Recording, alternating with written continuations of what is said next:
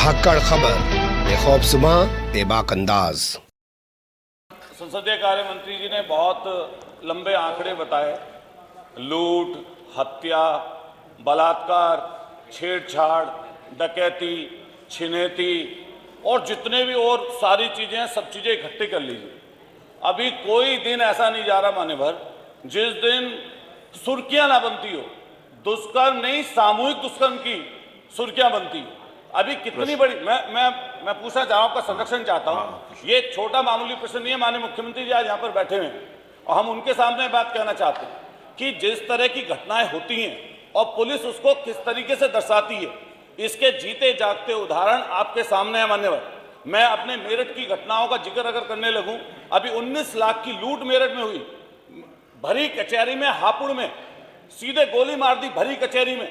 आप हापुड़ की पता, गाजियाबाद की पता कर लीजिए, लोकर उखाड़ कर ले गए। आपने एक जनरल यहाँ पर प्रश्न मैं नहीं मान्यवर, पर्टिकुलर इश्यूज को लेकर देखिए। मैं पूछना चाहता हूं कुछ चीजें। पूछिए। मैं ये पूछना चाहता हूं कि जब इस तरह के क्राइम लगातार आपके डाटा में घट रहे हैं तो मानवाधिकार के नोटिस सरकार को सबसे ज्यादा कैसे मिल गए?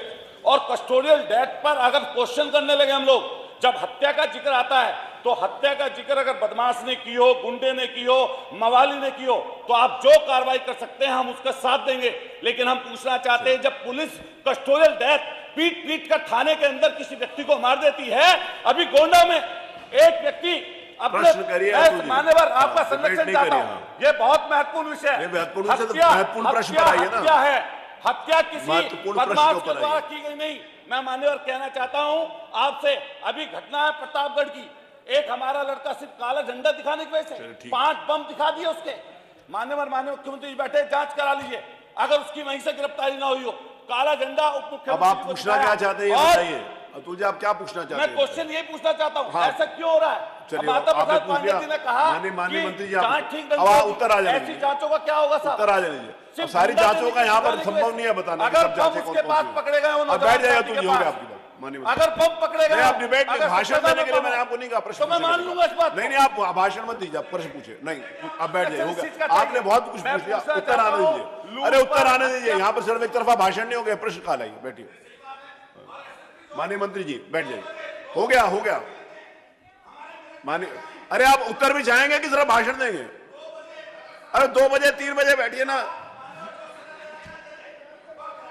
संज्ञान में लेना चाहिए अध्यक्ष जी, ये तो संज्ञान में लेना चाहिए जो बात कही जा रही है, संज्ञान में लेना चाहिए। मैं उसको, आप पर्टिकुलरली हर केस के बारे में यहां से उत्तर चाहेंगे तो इंडिविजुअली केस का उत्तर कहां से देंगे?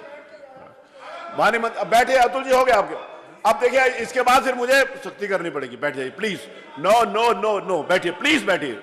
नहीं मैं आपको अनुमति नहीं दे रहा हूं, मैं आपको अनुमति नहीं दे रहा हूं बैठने को, बोल रही है। आप बैठ जाइए। नहीं आपको अनुमति नहीं है अशिष्टता करने की। माननीय अध्यक्ष जी,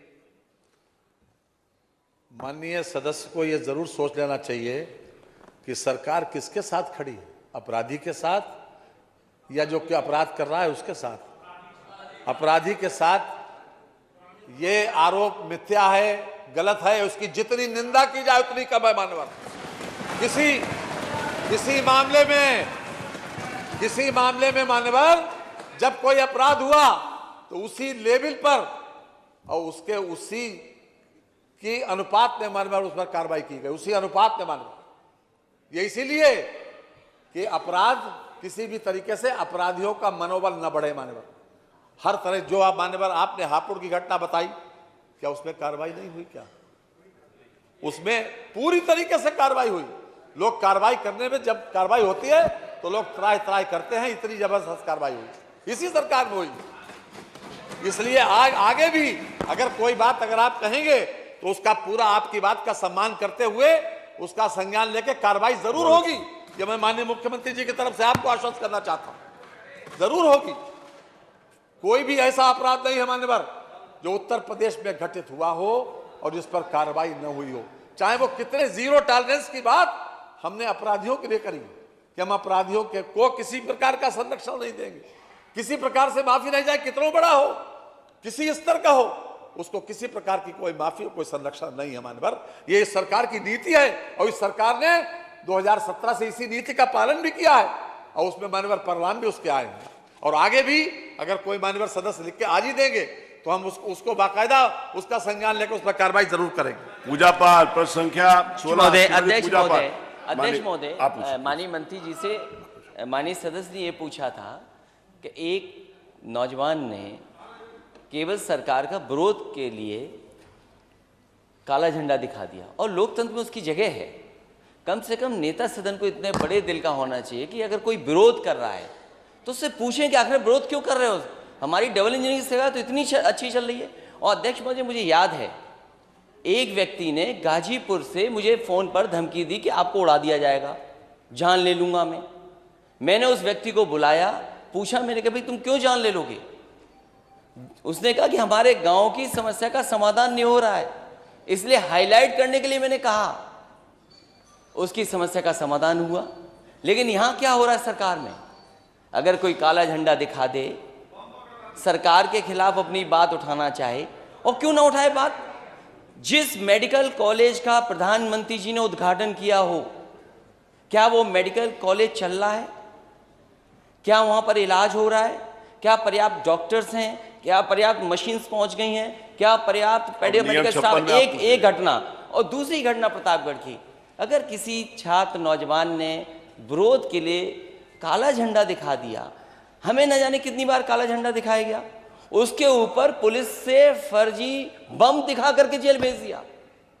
ये मामूली घटना नहीं है। और जो कस्टोडियल डेथ की बात कर रहे हैं, अभी गोंडा में कस्टोडियल डेथ हुई अध्यक्ष महोदय, कस्टोडियल डेथ गोंडा में हुई। एक नौजवान को बुला लिया और पुलिस ने पीट करके जान ले ली। बातें लिख के दे देंगे, उसका जवाब देंगे।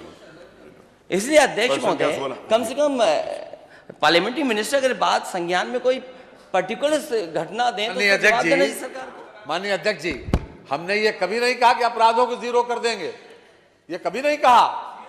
और ऐसा नहीं है कि आपके जमाने में अपराध नहीं हुए। अगर अपराध नहीं करना, जीरो टॉलरेंस क्या है अध्यक्ष जी? अध्यक्ष महोदय, जीरो टॉलरेंस क्या है? जीरो टॉलरेंस अपराधियों के प्रति है। अगर कोई अपराध करेगा तो वो सजा जरूर पाएगा, यह है जीरो टॉलरेंस। उसको बख्शा नहीं जाएगा, उसको बख्शा नहीं जाएगा। माननीय मंत्री जी बैठिए। अगर कोई अपराध, अरे बैठिए आप। कोई भी व्यक्ति, अगर कोई ये भी है कि अगर चाहे वो जान किसी गई स्तर है का व्यक्ति तो हो, क्या पुलिस पे कार्रवाई करेंगे कि आइए? जरूर करेंगे। कोई भी व्यक्ति जो किसी स्तर का हो, अगर वो अपराध करेगा, कानून की दृष्टि से अपराध होगा, तो वो चाहे किसी स्तर का व्यक्ति हो, कितना ही पहुंच वाला हो, कितना शक्तिशाली हो, उसके खिलाफ कार्रवाई जरूर होगी। ये गोंडा की जो रिपोर्ट मेरे हाथ में, मैं ये टेबल कर रहा हूं आपके। आप बैठिए, मैं टेबल आपका विषय नहीं है, आप बैठिए। आपको नहीं, आपको अनुमति नहीं है, प्लीज। माननीय मंत्री जी, अच्छी बात है, मैं किसी मंत्री को बार बार कहूं, बैठिए प्लीज, असिस्ट। मैं वहां से जवाब आने नहीं। पूजापाल, श्रीमती पूजापाल हैं, पूजापाल जी बैठ। पूजापाल जी, पूजापाल हैं, आप बैठ जाइए। सब ठीक नहीं है, आप बैठिए मंत्री। होना चाहिए।